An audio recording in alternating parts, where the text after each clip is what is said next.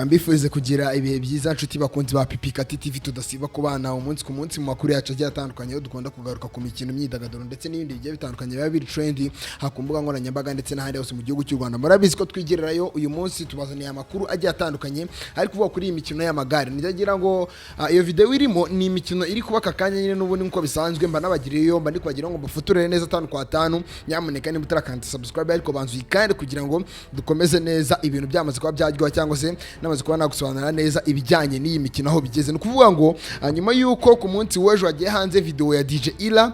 umukobwa wo mu Burundi kazi n'ubundi murabyibuka neza ko yasabye ubwene gihugu mu gihugu cy'u Rwanda President Paul Kagame akayibumuha mu mezi 6 ashize. Ndagira ngo nyuma yuko hagiye hanze iyo video ya DJ Ila mwakomeje kugenda muyibona mwese ari kuvuga ku byo President Paul Kagame yagiye akora byinshi byiza cyane rwose mu kuzana amagare hano mu gihugu cy'u Rwanda igihugu yahawe mu bwene gihugu avuga ati aramushimira cyane avuga yuko ari byiza cyane. Nukuvuga ngo rero President Evariste ndayishimiye nyuma yuko umenya yuko uyu mukobwa cyase nyuma yo kubona iyi video uyu mukobwa wiwe ubona avuga yuko ari umukobwa we kubera yuko ari wo mu gihugu cyiwe nyine Uburundi yagiye hanze.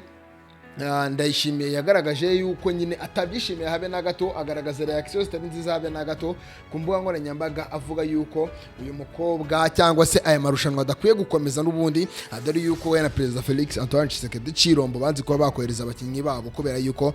Rwanda ngo ari igihugu cy'umwanzi muri rusange nyine atari igihugu babanye neza dore yuko bagiye banafunga imipaka muri rusange. Ndagira ngo mubwiye kanda subscribe ndaza gukomeza kugenda ngushakira amakuru cyangwa se nyegeranya neza akantu ku kandi 5 kwa 5 ibijyanye n'aya makuru n'ubundi ariko kuri President Evariste ndayishimiye cyangwa se ari kuvuga kuri iyi mikino ayisiganwa ry'amagare ari kubera mu gihugu cy'u Rwanda n'ubundi 5 kwa 5 nguberereyeyo kugira ngo amavideo amajwi ndetse n'amashusho yose aragenda kugera 5 kwa 5 kurikirana umukino urebe ahantu ugeze n'uburi kugeza izi saha.